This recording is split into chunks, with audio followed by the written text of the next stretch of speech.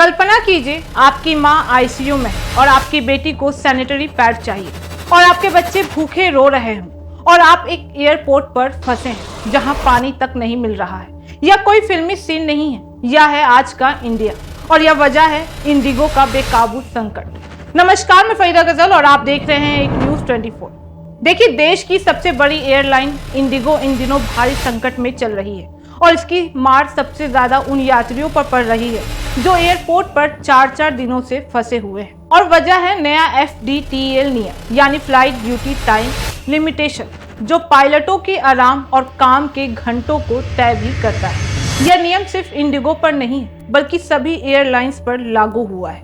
लेकिन सवाल यह है कि तब सिर्फ इंडिगो में ही इतनी भारी अफरा तफरी क्यों मची हुई है? पायलट पहले ही कम है, शेड्यूलिंग पहले से ही टाइट है और 1700 से ज्यादा उड़ानों के कैंसिल होने के बाद हालात इतने बिगड़ गए हैं कि एयरपोर्ट का नज़ारा रेलवे स्टेशन जैसा बन चुका है। लोग कतारों में खड़े हैं, कोई बच्चा रो रहा है तो कोई बूढ़ा चल भी नहीं पा रहा है। और इसी बीच इंडिगो पर सबसे बड़ा आरोप 12 घंटे तक पानी नहीं दिया गया है। सोचिए, दिल्ली, कोलकाता, मुंबई, बेंगलुरु, पटना, दिल्ली जैसे रूटों पर फंसे हुए यात्रियों को बेसिक सुविधाएं तक नहीं मिली। देखिए जरा यह नजारा, जहां एक पिता अपनी 13 साल की बेटी के लिए सैनिटरी पैड मांग रहा है, लेकिन स्टाफ सिर्फ जवाब देता है कि सर हम कुछ नहीं कर सकते।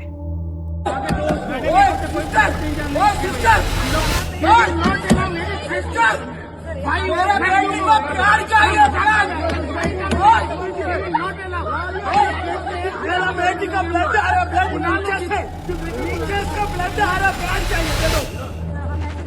क्यों नहीं कर सकता? क्यों नहीं कर सकता? क्यों नहीं कर सकता? मेरे को प्यार चाहिए अभी। और ये वीडियो देखिए जहां एक 80 साल के बुजुर्ग का ब्लड प्रेशर इतना लो हो गया है कि परिवार किसी तरह उसके खाने का एक पैकेट मंगवा पाया है। 36 घंटे बैठे, एक कप चाय में बैठे थे जयपुर से। वैसे कहाँ से हो आप? कहाँ से रहे हो सर आप? करने के बाद फिर 24 घंटे बैठे रहे, 36 घंटे बैठे रहे, बीमार हॉस्पिटल में इसको एडमिट कराना पड़ा और पैसे नहीं है मेरे पास बिल्कुल भी। और सरकार अंधी हो गई है बिल्कुल एकदम, इसको दिखाई भी नहीं देता। सामान पैसे सब कुछ खत्म हो गया सिर्फ इसी की लापरवाही में। अब लोग चाय, पानी, बिस्किट तक के लिए तरस चुके हैं। कहीं शादी में पहुंचना था, कहीं पेपर देना था तो कहीं ट्रांसप्लांट करवाना था। किसी की मां आईसीयू में थी, लेकिन इंडिगो ने फ्लाइटें कैंसिल करते हुए एक लाइन का नोटिस तक नहीं दिया है। यात्रियों का कहना है कि 4-4 दिनों से एयरपोर्ट पर है, होटल नहीं है, कंफर्म फ्लाइट भी नहीं है और ऊपर से अल्टरनेट टिकट इतने महंगे हैं कि लोग घर भी नहीं जा पा रहे हैं। एक लड़के का बैगेज गायब है, स्टाफ कह रहा है शिकायत दर्ज कीजिए, मगर उसका जवाब है कि माँ की दवाइयाँ थी, इलाज कैसे होगा। हजारों लोग इंडिगो हाय हाय चिल्लाते हुए भी नजर आ रहे हैं। अब सवाल FDTL को लेकर भी है कि ये नियम पायलटों की सुरक्षा के लिए है।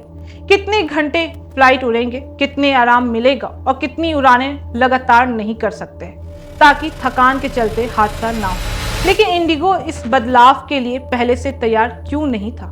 क्यों पायलटों की कमी पहले नहीं पूरी की गई? क्यों रोस्टर पहले नहीं सुधारा गया? जब यह नियम हर एयरलाइन पर लागू हुए तो सिर्फ इंडिगो की उड़ानें ही धराशायी क्यों हुई? यही वजह है कि विपक्ष भी अब खुलकर सवाल पूछ रहा है। वहीं राहुल गांधी ने कहा है कि जब सरकार का एयरलाइन मिलकर यात्रा को नरक बना दे तो जिम्मेदारी कौन लेगा? सरकार की तरफ से सिर्फ औपचारिक बयान आया है, स्थिति की निगरानी हो रही है, लेकिन सच्चाई यह है कि यात्रियों का धैर्य टूट चुका है। बच्चे भूखे हैं, बुजुर्ग परेशानी में है, महिलाएं असुरक्षित महसूस भी कर रही हैं और देश की सबसे बड़ी एयरलाइन अपने इतिहास के सबसे बड़े मानवीय संकट का सामना भी कर रही है। अगर इंडिगो ने पहले से ही पायलटों की कमी नहीं भरी, FDTL बदलाव के हिसाब से प्लानिंग नहीं की और हजारों यात्रियों को बिना सूचना फंसा दिया, तो यह सिर्फ तकनीकी नहीं बल्कि प्रबंध की सबसे बड़ी विफलता भी। सवाल साफ है कि कब तक भारत के आम यात्रियों को ही हर बार रास्ता बदलते नियमों और लापरवाह प्लानिंग का बोझ उठाना पड़ेगा। इंडिगो संकट ने साबित कर दिया है कि नियम बदलने से ज़्यादा ज़रूरी है सही प्लानिंग करना और इंसानी संवेदनशीलता लाना। अब देश इंतजार में है कि कब मिलेगी यात्रियों को भरोसेमंद उड़ान की गारंटी। ये आने वाले समय में ही पता चल पाएगा। बाकी आपकी इस मामले पे क्या राय है, आप हमें कमेंट करके जरूर बताएं। ऐसी तमाम खबरों के लिए देखते रहिए न्यूज़ 24। हर खबर सबसे पहले, सबसे सटीक। वीडियो को लाइक करें, शेयर करें और चैनल को सब्सक्राइब करना ना भूलें। धन्यवाद।